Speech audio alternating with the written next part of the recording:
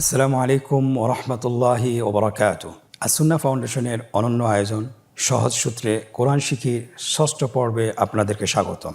বিগত 5টি ক্লাসে আমরা আরবি হরফসমূহ সম্পূর্ণভাবে শিখেছি এবং পাশাপাশি আমরা আরবি হরফ কিভাবে লিখতে হয় এবং তার কয়টি সূত্র রয়েছে লেখার ক্ষেত্রে সবগুলো আমরা আলহামদুলিল্লাহ শেষ করেছি।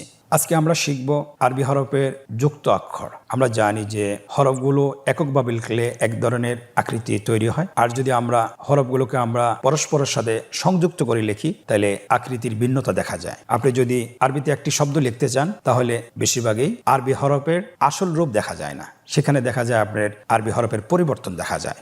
আজকে আমরা ইনশাল্লাহ শিখব হরফের বিভিন্ন আকৃতি। আমরা জানি যে আরবিতে 22টি হরফ রয়েছে, যে হরফগুলো শুরুতে সংযুক্ত হয়ে আসে এবং মাঝেও সংযুক্ত হয়ে আসে এবং শেষও সংযুক্ত হয়ে আসে। এরকম হরফ হলো মোট 22টি হরফ। আপনারা আমার সাথে একবার বলুন: বা, তা, সা, জিম, হা, খ, সিন, শিন, صاد, ضاد, ط, ظ, عين, غين, فا, قاف, كاف, লাম, মিম, নুন, হা, ইয়া। আলহামদুলিল্লাহ। তাহলে আমরা আজকে জেনেছি যে 22টি হরফ শব্দের শুরুতে এবং শব্দের মাঝে এবং শব্দের শেষে যুক্ত হয়ে আসে। স্ক্রিনে লক্ষ্য করুন, দেখুন প্রথম হরফটির নাম বা। বায়ের দুটি অংশ, একটা হলো ডানের অংশ, বায়ের অংশ। বা হরফটি যখন আপনার যুক্ত হয়ে আসে শব্দের শুরুতে তখন প্রথম অংশটি আপনার অবশিষ্ট থাকে। স্ক্রিনে আপনারা দেখতে পাচ্ছেন। বাটি যখন শব্দের মাঝে আসে, স্ক্রিনে লক্ষ্য করুন যে বায়ের ভিন্ন আকৃতি রূপ ধারণ করেছে। বাটি যখন আপনার শব্দের শেষে আসে তখন দেখেন বায়ের পূর্ণ রূপ সহকারে একটা সংযুক্ত আকার রয়েছে। তাহলে আমরা বুঝতে পারতেছি যে বাটির 3টি রূপ, একটা হলো শব্দের শুরুতে, আরেকটা হলো শব্দের মাঝে, আরেকটা হলো শব্দের শেষে। এখানে আপনাদেরকে আমরা উদাহরণ দিয়ে দেখিয়ে দিয়েছি যে আসলে বাটি শব্দের ভিতরে কিভাবে আসে। লক্ষ্য করুন, বায়ের শুরুতে আকৃতির সাথে একটি উদাহরণ দেওয়া হয়েছে। শব্দটি হলো, আমরা যদি এককভাবে পড়ি, বা, ইয়া, নুন। দেখুন বায়ের কিন্তু এখানে পূর্ণরূপটি আসে নাই, এটার অর্ধেক রূপ এসেছে, মানে হলো বায়ের প্রথম মাথাটি এসেছে। এর পরবর্তী শব্দের মাঝে যে বাটি আছে দেখেন, শব্দটি হলো হা, বা, ত। এরপরে হলো বাটি শব্দের শেষে এসেছে কিভাবে দেখেন, শেষে যখন আসে তখন আপনার পূর্ণরূপটি আসে। দেখুন শুধুমাত্র আগের অক্ষরের সাথে যুক্ত করে দেওয়া হয়েছে।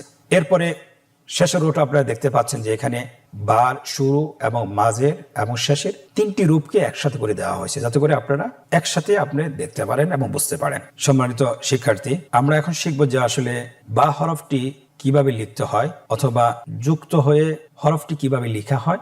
আপনারা স্ক্রিনের দিকে লক্ষ্য করুন, বাটি কিভাবে লেখা হয়েছে। এর পরবর্তী অক্ষর দেখেন, শব্দের মাঝের বাটি কিভাবে লিখতে হয় লেখা হচ্ছে। এরপরে দেখুন শব্দের শেষে কিভাবে লেখা হয়েছে। এরপরে 3টা অক্ষর, শব্দের শুরু এবং শব্দের মাঝে এবং শব্দের শেষে কিভাবে লিখতে হয় একসাথে লেখা হচ্ছে। আলহামদুলিল্লাহ, বা অক্ষরটি লেখা সম্পন্ন হয়েছে। এখানে আমাদের একটা জিনিস খেয়াল রাখতে হবে যে যুক্ত অক্ষর শেখার ক্ষেত্রে অবশ্যই আপনার হরফের প্রথমাংশ খেয়াল রাখতে হবে এবং নোক্তার প্রতি খেয়াল রাখতে হবে। নোক্তার অনেক ভূমিকা রয়েছে। আমরা জানি যে নোক্তা নিচে হলে কি হয়, উপরে হলে কি হয়, মাঝখানে হলে কি হয়, সেটা আমরা হরফগুলো আগে যেগুলো শিখেছি সেগুলো থেকে আমরা বুঝতে পারবো। যুক্ত অক্ষরের দ্বিতীয় হরফ তা। স্ক্রিনে লক্ষ্য করুন, তা হরফটি সেম একদমই বায়ের মতো। আমরা যদি শব্দের শুরুতে লিখতে হয়, আমরা বা যেভাবে লিখেছি, বায়ের নোক্তা শুধুমাত্র নিচে দিয়েছি। এখানে শুধুমাত্র এই বায়ের যে নিচের নোক্তাটা আছে সেটাকে মুছে উপরে 2টা নোক্তা বসিয়ে দিলে তা হয়ে যাবে। স্ক্রিনে লক্ষ্য করুন, দেখুন শব্দের শুরুতে তা কিভাবে লেখা হয়েছে, শব্দের মাঝখানে এবং শব্দের শেষে। এর সাথে আমরা শব্দের শুরুতে আমরা একটা উদাহরণ নিয়ে এসেছি। উদাহরণটি হলো তা, লাম, কাফ। এর পরবর্তী উদাহরণ ইয়া, তা, মিম। এরপরে দেখুন শব্দের শেষে তায়ের অবস্থান, বা, ইয়া, তা। তায়ের পূর্ণ আকৃতি ধারণ করেছে। এরপরে নিচের রোতে দেখুন আমরা শব্দের শুরু, শব্দের মাঝে এবং শব্দের শেষে কিভাবে তাটি আসে একসাথে আমরা দেখিয়েছি। তাহলে আপনারা আসলেই বুঝতে পারছেন আশা করি ইনশাল্লাহ। এখন আমরা যুক্ত আকারের লিখন রূপ শিখব যে তা কিভাবে লিখতে হয়। আমরা আগের যে হরফটি শিখেছি বা যেভাবে লিখতে হয় সেভাবে লিখব। স্ক্রিনে দেখানো হচ্ছে, দেখুন তাটি কিভাবে লেখা হচ্ছে। বা লিখেছি আমরা নোক্তা দিয়েছি নিচে, আর এখানে তা লেখার ক্ষেত্রে আমাদের নোক্তা দিতে হবে উপরে, শব্দের শুরুতে এবং শব্দের মাঝে এবং শব্দের শেষে এবং একসাথে। আলহামদুলিল্লাহ, লেখা সম্পন্ন হয়েছে। আশা করি আপনারা বুঝতে পেরেছেন। প্রিয় শিক্ষার্থী, এখন আমরা তা হরফটির আকৃতি শিখব।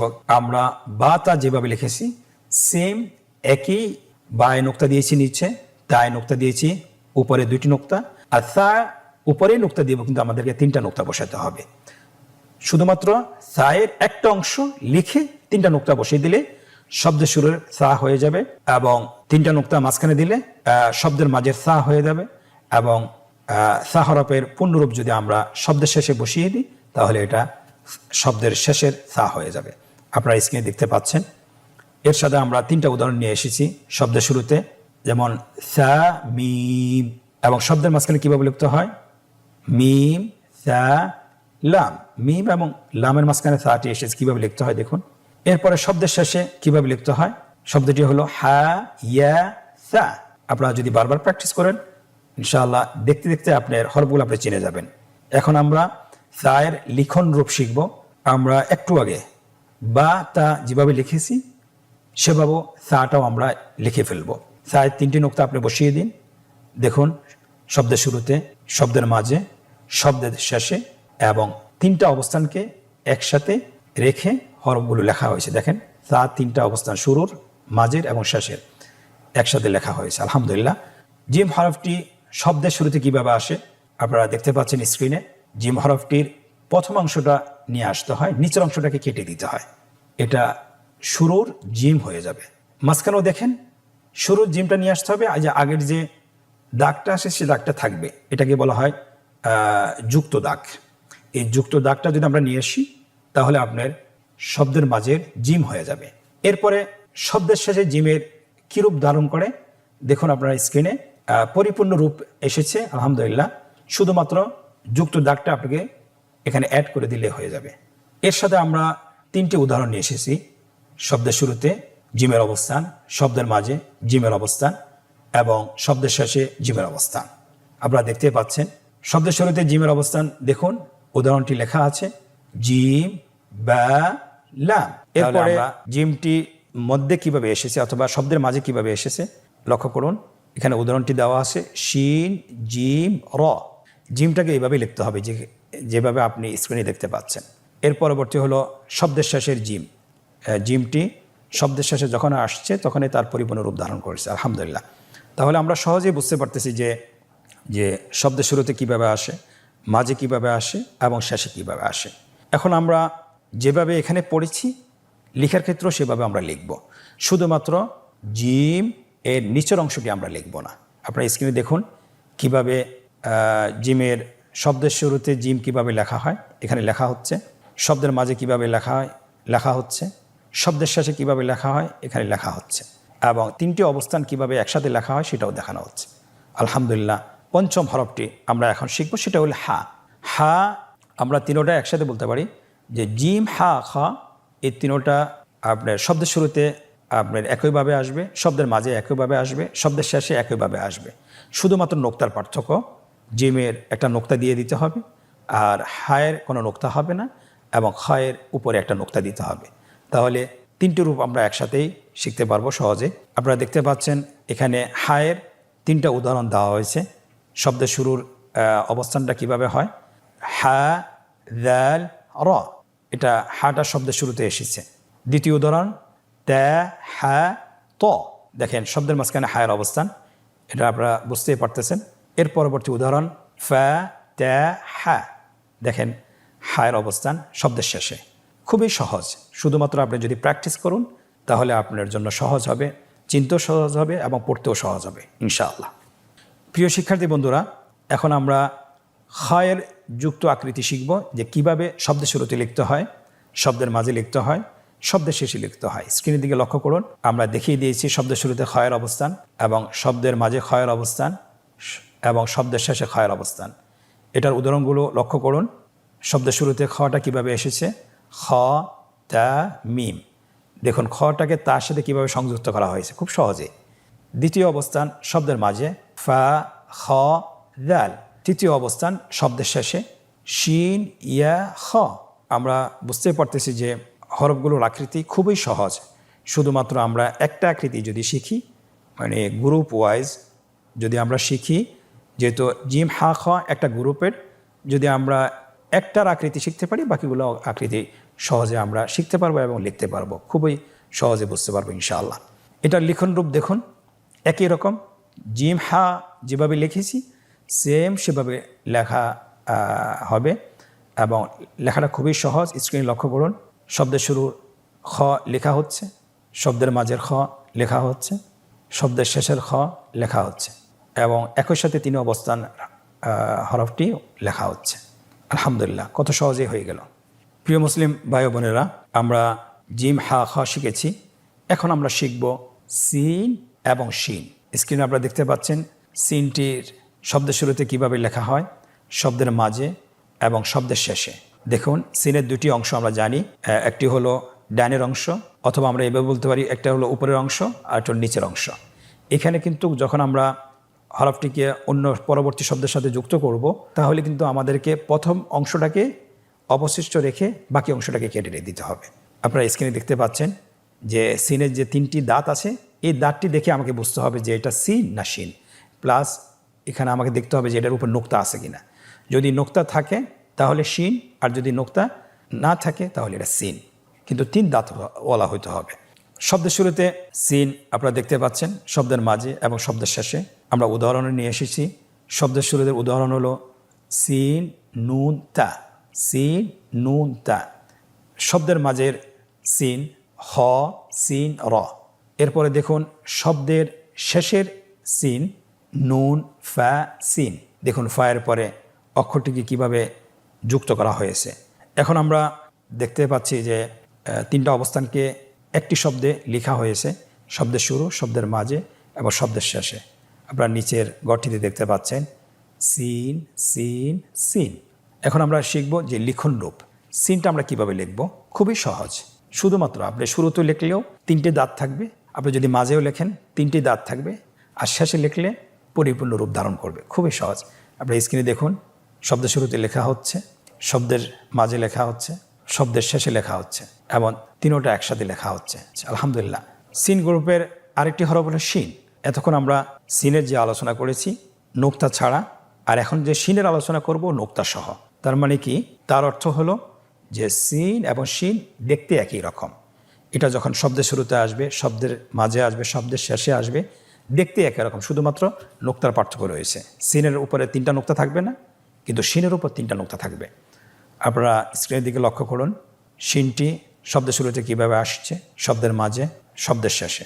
উদাহরণটি দেখুন, শব্দের শুরুতে শিন হা দাল, শব্দের মাঝে আইন শিন র, শব্দের শেষে বা ত শিন। শিনটাকে শব্দের শেষে যুক্ত করা হয়েছে কিভাবে। শেষের লাইনে দেখুন 3টি অবস্থানকে একই শব্দে লেখা হয়েছে, শিন শিন শিন। আমরা এখন শিনের লিখন রূপ শিখব।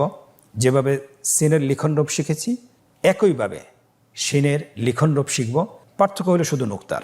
দেখুন 3টি দাঁত শব্দের শুরুতে কিভাবে লেখা হচ্ছে, 3টি দাঁতওয়ালা শিন, উপরে 3টা নোক্তা আছে। শব্দের মাঝে কিভাবে লেখা হচ্ছে, শব্দের শেষে কিভাবে লেখা হচ্ছে এবং 3টে অবস্থান একই শব্দে লেখা হচ্ছে। দেখেন শিন শিন শিন, শব্দের শুরুতেও সংযুক্ত হয়ে এসেছে, মাঝেও সংযুক্ত হয়ে এসেছে এবং শেষেও সংযুক্ত হয়েছে।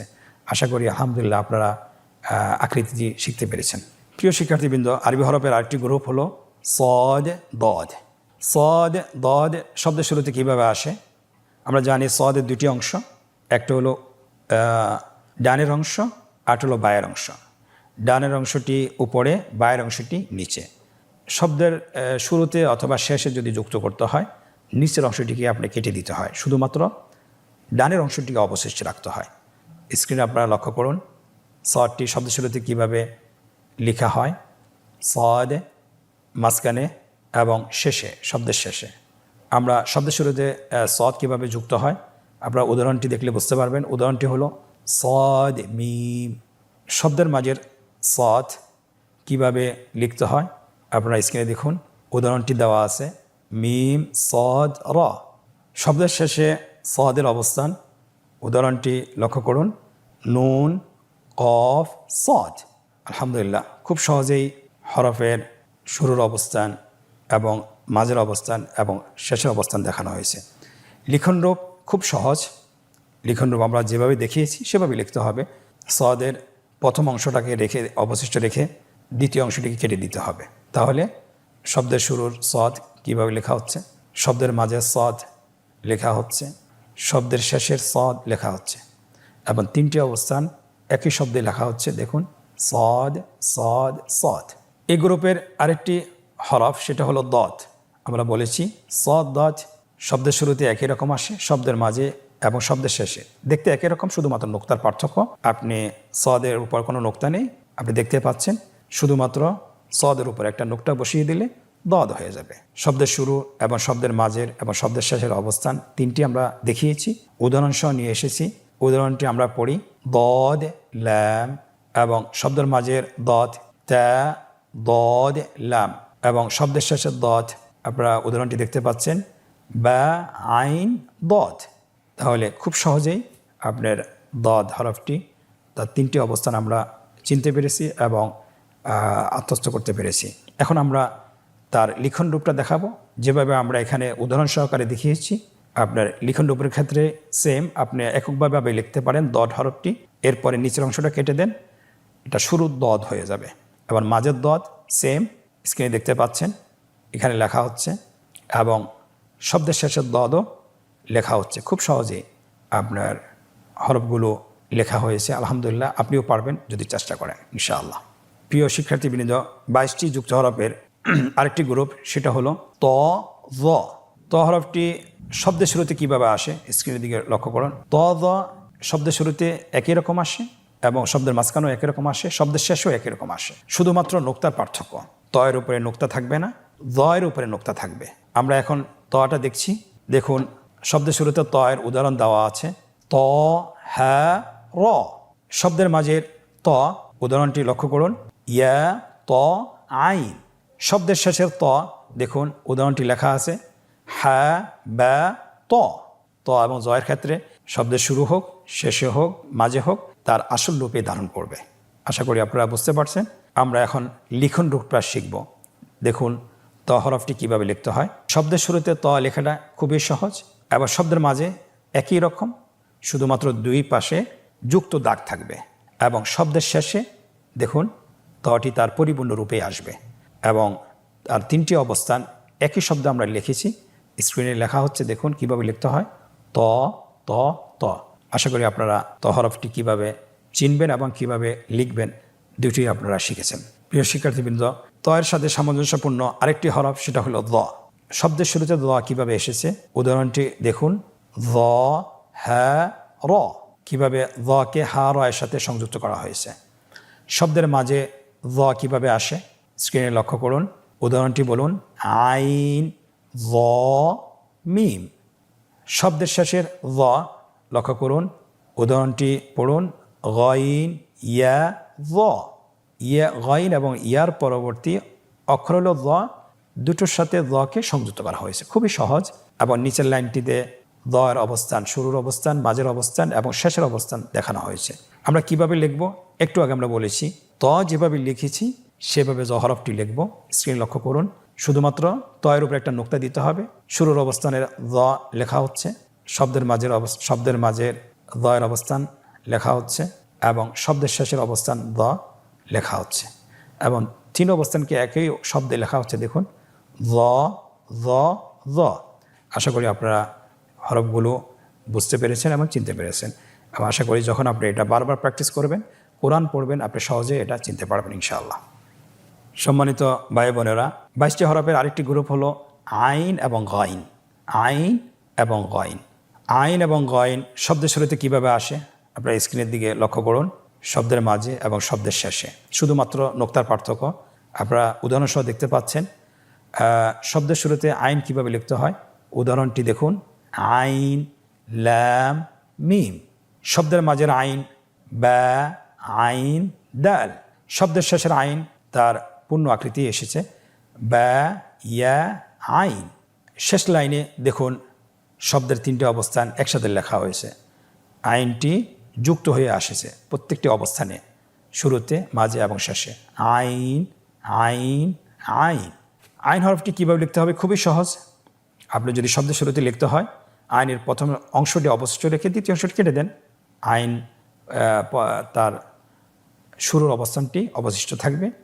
এবং শব্দের মাঝে লিখতে হয়, আপনারা স্ক্রিনে দেখতে পাচ্ছেন। এবং শব্দের শেষেও আপনার যদি আইনটি আসে, এটারও একটু ভিন্ন রূপ ধারণ করে। আপনারা দেখতে পাচ্ছেন কীভাবে লিখতে হয় আইনটা। স্ক্রিনের দিকে লক্ষ্য করুন, লেখা সম্পন্ন হয়েছে। এবং আইনটি একই সাথে শব্দের শুরুর, মাঝের এবং শেষের কীভাবে লিখতে হয় এটা স্ক্রিনের দিকে লক্ষ্য করুন। আইন, আইন, আইন। আলহামদুলিল্লাহ, সম্পন্ন হয়েছে।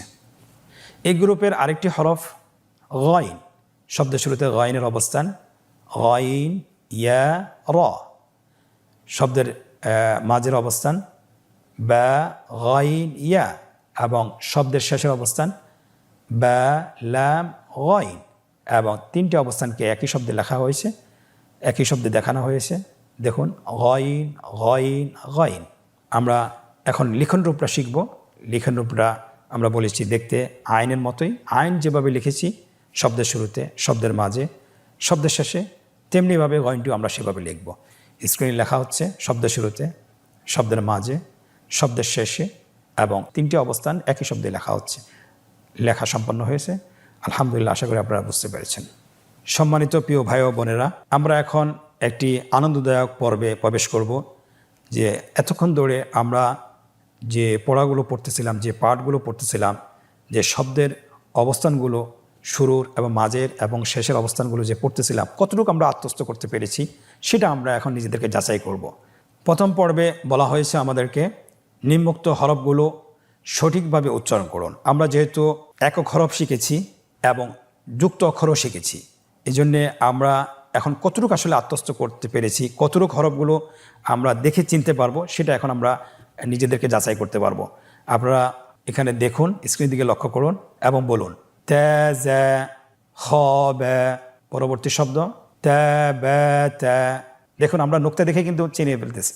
পরবর্তী শব্দ শিন, জিম, র, র, বে, হ্যা, তে, হ্যা, তে, জিম, র, বে, আইন, হ্যা, صاد, ضاد, عين, غين, ظا, سين, عين, فاء, نون, ثاء, باء, تاء, سين, باء, حاء, طاء, باء, خاء। আশা করছি আপনারা হরফগুলো বলতে পেরেছেন সঠিকভাবে। আপনার আশেপাশে যে সকল বন্ধুবান্ধব আছে, আপনারা তাদের সাথে তাকরার করতে পারেন, একে অপরকে জিজ্ঞাসা করতে পারেন। যদি সকলে পারে তাহলে বুঝতে পারবেন আপনিও পেরেছেন ইনশাআল্লাহ, আশা করি। এই অনুশীলনের দ্বিতীয় পর্ব, হরফের সাথে রেখা টেনে যুক্ত আকৃতির হরফের মিল করুন। আমরা জানি প্রত্যেকটি হরফের যুক্ত আকৃতি রয়েছে। সো ডান পাশে, ডান কলামে একক হরফগুলো লেখা হয়েছে এবং বাম কলামে যুক্ত আকৃতির হরফগুলো লেখা হয়েছে। শুধুমাত্র আপনাকে যেটা করতে হবে, হরফের সাথে যুক্ত আকৃতির হরফের মিল করতে হবে। প্রথম হরফটি হলো বা। আপনি দেখুন বায়ের যুক্ত আকৃতি হরফ কোন জায়গায় আছে, বায়ের সাথে তার সাথে রেখা টেনে মিল করুন। স্ক্রিনে লক্ষ্য করুন, রেখা টেনে মিল করা হচ্ছে। বায়ের সাথে বা, তায়ের সাথে তা, সায়ের সাথে সা। এইভাবে সবগুলো দেখেন আপনার মিলে গেছে। আলহামদুলিল্লাহ, কত সহজেই হরফগুলো যুক্ত অক্ষরের সাথে মিল করা হয়েছে। আলহামদুলিল্লাহ। আজকের অনুশীলনের তৃতীয় পর্ব, যে নিম্নে যুক্ত আকৃতির হরফগুলো সঠিক স্থানে লিখতে হবে। আপনারা দেখতে পাচ্ছেন এখানে কিছু কলাম দেওয়া হয়েছে, ঘর দেওয়া আছে। উপরে একটা রোতে যুক্ত আকৃতির হরফগুলো লেখা হয়েছে আর তিনটে অবস্থান দেওয়া হয়েছে, শুরুর এবং মাঝের এবং শেষের। আপনার কোন আকৃতিটি কোন জায়গায় বসবে এটা আপনাকে নিজেই নির্ধারণ করতে হবে।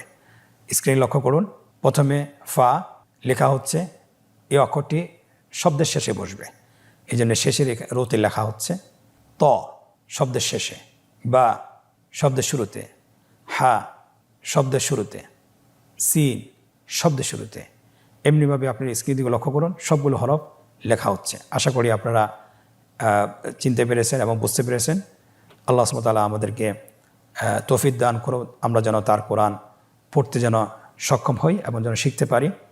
এবং আপনাদের প্রতি নসিহত থাকলো যে আমরা যে অনুশীলনগুলো শিখব বাসায় চেষ্টা করবো আরেকবার অনুশীলন করার জন্য, বারবার অনুশীলন করার জন্য। এবং যে লেসনগুলো আমরা এখন এই ভিডিওতে লাইভে পড়াচ্ছি সেগুলো আমরা বাসায় অবসর সময় 10 থেকে 20 মিনিট অবশ্যই অনুশীলন করব। আল্লাহ সুবহানাহু ওয়া তাআলা আমাদেরকে তৌফিক দান করুন। আজকের ষষ্ঠ পর্ব থেকে বিদায় নিচ্ছি। জাযাকুমুল্লাহ খায়ের। পরবর্তী পর্বে আবারও দেখা হবে। আসসালামু আলাইকুম ওয়া রাহমাতুল্লাহি ওয়া বারাকাতুহু।